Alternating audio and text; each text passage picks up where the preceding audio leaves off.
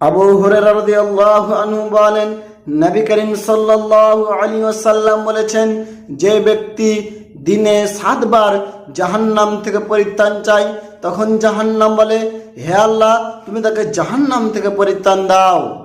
আর যে ব্যক্তি দিনে 7 বার জান্নাত চায়, তখন জান্নাত বলে, হে আল্লাহ, আপনার উম্মুক বান্দা আমাকে চেয়েছে, আপনি দয়া করে তাকে জান্নাতে প্রবেশ করান।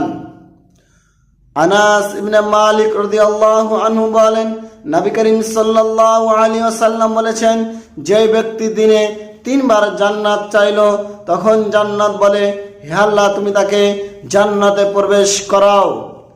আর যে ব্যক্তি দিনে 3 বার জাহান্নাম থেকে পরিত্রাণ চায়, তখন জাহান্নাম বলে, হে আল্লাহ, আপনার উম্মুক বান্দাকে দয়া করে তুমি জাহান্নাম থেকে পরিত্রাণ দাও।